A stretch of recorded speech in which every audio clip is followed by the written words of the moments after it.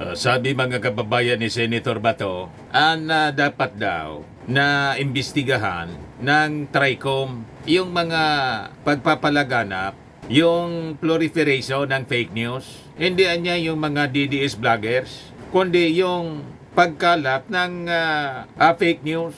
Kaya nga po inimbita yung mga DDS vloggers kasi karamihan sa kanila fake news peddlers. Talaga ito si Bato, patawa po. Oh. Bato to TRICOM, probe proliferation of fake news, not DDS vloggers. Paano not DDS vloggers? Sila nga na mga DDS vloggers ang nakatrigger nito. Wala sanang investigasyon. Parang ito yung case mga kababayan ng pagpaimbestiga sa SMNI. Bakit inimbestiga? At napasok sa trouble yung SMNI. Ayaw tumigil po sa mga pagpapakalat ng mga black propaganda at fake news. Hanggang ngayon, yun ang ginagawa nila. Black propaganda po, pag pinakinggan mo talagang iba yung kanilang pananaw kasi po. Pananaw ng kulto. Ganon din mga kababayan, itong mga DDS vloggers, baliktad po ang belief nila. Ang belief nila, ang pinakang magaling na leader, si Digong, ibaliktad po mga kababayan, siyang pinaka-worst. Kaya nga po, humiwalay po tayo. Akala natin, kasi inis na inis ang karamihan sa more than 30 years na pamamahala ng mga dilawan po dito sa ating bansa. Napunta tayo sa hybrid dilawan, mas malala pa pala. You see, yung mga dilawan ngayon, medyo lumaylo na po. Kaya nga yung ibang mga dilawan, mga kababayan, kalyado na ng ating Pangulong Bongbong Marcos. You see, yung dating ka-unity team, ito na ngayon, the worst enemy. Dahil mga kababayan sa pag-ambisyon. Masama kasi po yung personal na interest lang, hindi yung interest ng ating mga mamamayang Filipino. So ito ngayon ang sinasabi ni Bato de la Rosa. Malabo po, yung mga mga statements mo, sablay. Yan sabi ni Bato. Sabi po ni Bato, it's high time anya that TRICOM should ensure that its inquiry is free from politics. Kayo lang naman po ang nagsasabing laging may politika. Pero sa totoo lang, lagi man talagang may politika. Kasi dito sa pagpapalagana po ng mga fake news, politika po ang nasa likod. Kaya nga po, kayo isang politiko na suportado ng mga DDS vloggers. Kaya kayo nagagalit. Kasi na-target ng investigation ng TRICOM ang karamihan na in-invite mga DDS. Pero may isa ring kakamping, si Attorney Enzo Recto. Kaya lang po, ang karamihan kasi sa mga nagpapakalat ng mga propaganda at fake news, galing sa inyong hanay. Kaya sila in-invite para i-defend nila yung kanilang mga pagpapakalat ng fake news. Alangan man kami yung invite na hindi man kami nag-fake news. Ang topic po doon at objective, tuldukan ang pagkalat ng fake news. Lalo yung pinapakalat na ang nagpupundo po, China. Diba? Yun ang malala mga kababayan kasi nakataya na yung sovereignty ng ating bansa. Magkakawatak-watak dahil sa pandalason sa isipan ng ating mga mamamayang Filipino. Divide and conquer ang ina-apply po ng China. Hindi ko sinabing fully aware itong mga DDS vloggers na funded sila. Malamang yung iba dyan, hindi nila alam, ginagamit sila ng foreign actor. Malalim po maglaro ang China. Or possibly through fronts. May mga front organizations po at mga politiko. Ang akala nila, ang sumusuporta sa kanila, isang politiko, local politician or national politician lang kasi barkada nila. Yun pala, yung mismong politiko o leader nila na sinusuport, pinupunduhan. Yun ang problema. So yung vlogger na nagpapakalat ng fake news, di niya alam na nagagamit siya. Pero tingin natin mga kababayan, karamihan aware. Kaya lang, sabi nga doon sa mga lumabas sa investigasyon, naging mga mercenaries na kasi dahil sa pangangailangan. Hindi na tinitingnan yung interes ng ating bansa. Na-brainwash sila, pinaniwala, yung mga Chinese, nakikipagkaibigan sa atin, maganda yung intensyon. May mga Chinese naman talaga pong wala mang masamang intensyon. Kaya lang ito pong mga Chinese na ginagamit ng Chinese government. Yun ang problema. Sabi dito ni Bato, Kasi kung interesado talaga sila na bibigyan ng solusyon, yung sinasabi nilang fake news or what, kung ano talaga yung objective ng kanilang investigasyon, kung ito hindi panggigipit sa mga vloggers na critical to the administration, ay dapat imbitahan nila lahat-lahat, pati na yung mga vloggers na favoring the administration. Gusto pa ninyong mandamay? Ba't ninyo idadamay kami na hindi man po kami mga fake news peddlers? Ang iniimbestigahan po yung mga fake news peddlers. Sa tingin ng committee ng TRICOM, ang marami sa mga fake news peddlers galing sa hanay ng mga kakampi ninyo. Malinaw yon. At ngayon, kung totoo, hindi sila fake news, bakit hindi nila harapin? Bakit sila umiiwas? Kung lahat naman totoo ang kanilang mga sinasabi. Ang problema po, hindi nila kaya kasi na ipaliwanag yung mga pinapakalat nila na fake news. Malinaw po. Pag ikaw ay takot tumarap sa ganitong inquiry, ang ibig sabihin, you are guilty of the accusations na peddler sila ng fake news. Parang yung ating vice presidente, sabi unbothered. Kung wala siya tinatago ng katotohanan, kasi sabi niya unbothered, kailangan humarap siya sa impeachment trial. Gustong ipatigil. You see? Mamaya, babalikan natin yan. Dito muna tayo kay Bato. Lahat dapat fair. Lahat dapat iimbitahan nila para magkaalaman kung talagang ito'y in aid of legislation. Nagsalita yung fair. Kumusta naman yung investigasyon ninyo doon sa Pulburon? Fair ba yun? Bakit hindi na naipagpatuloy? Biglang nawala lang, natapos na lang yung investigasyon. Walang pinuntahan na maayos. Ang nangyari kasi, mga kababayan, kaya tinigil na lang ni Bato. Imbes na masira yung ating Pangulo, na clear. Hindi umobra yung testigo. Yung objective sana, guluhin, gatungan yung EDSA People Power. Si Jonathan Morales. Kaya si Jonathan Morales, walang tigil sa propaganda. Kasama doon sa mga inimbita ng TRICOM. Tumakbo pa Korte Suprema. You see? Sabi si Ini De La Rosa. Pero kung makasiroin sila sa mga Duterte vloggers, mga DDS vloggers, then halatang that would be investigation in aid of persecution of the DDS vloggers. Paano naging persecution yun? Pinapaliwanag nga sila, maswerte nga sila na naimbita para mabigyan ng due process sa mga akusasyon na peddler sila ng fake news. Di ba? May due process palagi. Tinatanong. Yung panahon ninyo, walang tanong-tanong. Kung mga na-EJK, walang due process. You see? Kaya nga kayo, ayaw din ninyo na iniimbita kayo ng Congress, ayaw ninyo, nirarason ninyo parliamentary courtesy. Kaya ganun din ang ginagawa nitong mga umiiwas, nitong mga DDS vloggers. Pag ang tao kasi umiiwas sa mga pagtatanong, ang ibig sabihin niyan, may tinatago, guilty. Flight is a sign of guilt. Pag tumatakas po tulad ni Attorney Harry Roque, abogado siya, hindi niya kayang sagutin yung mga congressmen. Marami doon, hindi man po abogado. Kailan po, kahit ka abogado, pag sinungaling ka, mahuli ka sa sarili mong bibig. Kaya, umiiwas si Attorney Harry Roque. Ito din, ganun din itong mga DDS vloggers. Kaya nagpasaklulo sa Supreme Court. Ganon din si Sara Duterte. Nasabi, unbothered siya. Mas masakit pa daw mawala ng jowa, hiwalayan ng jowa, kaysa sa impeachment.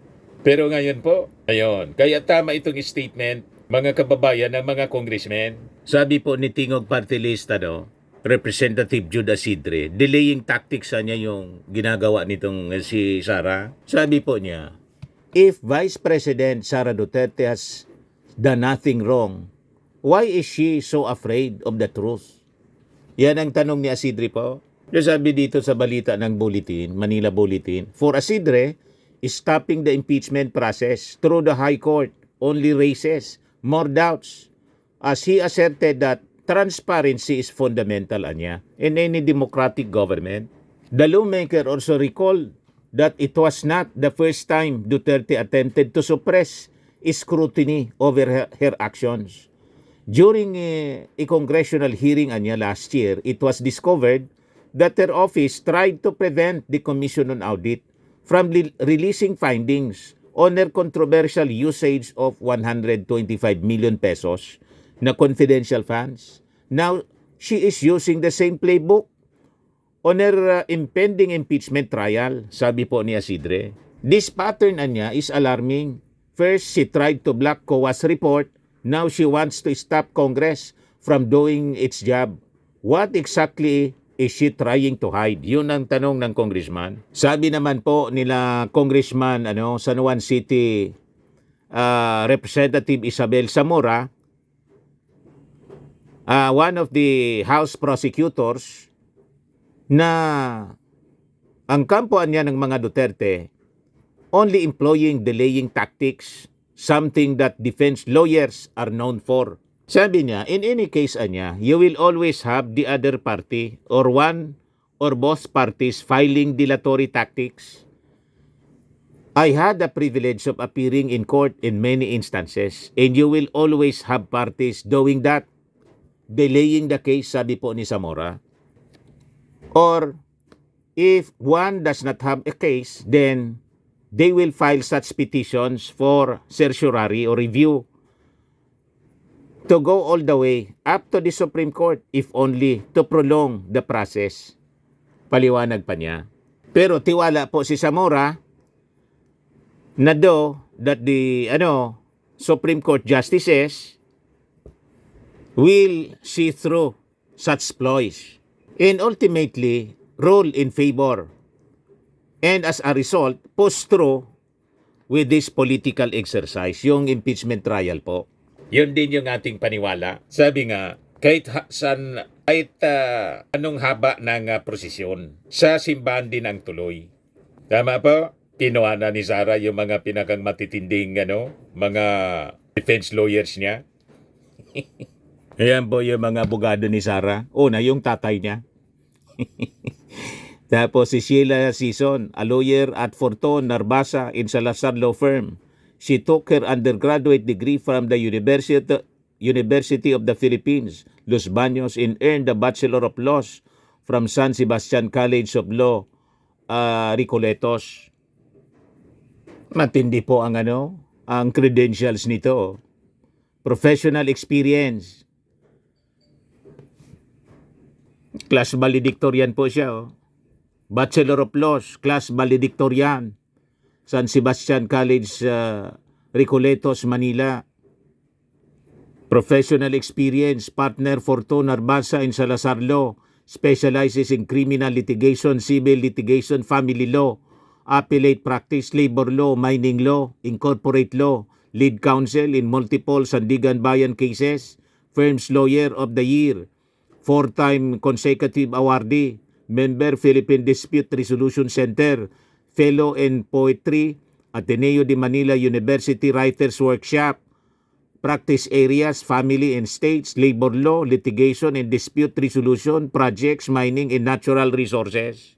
Tapos, Lucas Carpio Jr., currently a managing partner at Carpio and Bello Law Offices, father-in-law ni Sara Duterte. Yan pala yung tatay ng asawa ni Sara. Philip Fortun, founding partner ng Fortun Narbasa in Salazar Law Firm. Graduated from University of the Philippines starting from secondary school until securing his Bachelor of Laws degree. Mga kilalang abogado, mga sikat na abogado at magagaling. Ngayon lang, mga kababayan, pag ang kliyente sinungaling po at guilty, wala. Kahit abogadong triple di kampanaryo, hindi kampanilya, kampanaryo, wala, di yan uubra po. Sentensyado. Convicted. O, di ba? Bakit ko nasabi? Sabi ka ng pinakang matalinong tao sa buong mundo, si King Solomon, na ang wisdom niya galing sa ating Panginoong Diyos, Ama sa langit. Yan sa Proverbs 19 verse 5. A false witness will not go unpunished, and he who breathes out lies will not escape. Pag ang depensa mo doon sa kwento mo, sa narrative mo, lahat kasinungalingan tulad ng Mary Grace Piatos na non-existent. Kokoy Villamin, wala man pong mga birth certificate. Ang dami niya. At ang nag-provide ng ebidensya, yung opisina mismo ni Sara, yung mga tao niya. Sa pagmamadali, mga kababayan, malamang 100% po, convicted si Sara sa impeachment trial ng Senado. Lalo pa kung halimbawa ang trial after election na, may bagong dapat matalo yung mga kaalyado niyang senador na pwedeng i-acquit siya dahil sa barkada. Alam na ninyo kung sino-sino. Kaya hindi obra po yung mga magagaling na abogado pag ang kliyente po sinungaling. Sabi yan ni King Solomon, si Sara Duterte po, matapos na magbanta, no joke yung sabi. Tapos, nung magpa-press con po, wala man na niya akong sinabi. Di man na niya akong nagbanta. Sila man lang niya nagsabi niya. Recorded po. Buong mundo nakapanood na nangontrata na siya ng papatay sa ating Pangulo. At no joke. Pati si Lisa, si Martin Romualdez, ganon katindi. Hindi obra dito. Mga kababayan, yun ang laman ng first articles of impeachment, yung pagbabanta. Malinaw ang sabi ni King Solomon, a false witness will not go unpunished, and he who breathes out lies will not escape. Ano pa sabi sa Proverbs 12:17? Whoever speaks the truth gives honest evidence, but a false witness utters deceit. Uling-uli po si Mary Grace Piatos. Natagpuan ko si Mary Grace doon sa Baguio. Si Piatos hindi pa. Pinagana pa. Hanggang ngayon. Pero sabi ni Bato, marami niya yan sa Davao. Pumuntaan niya kayo.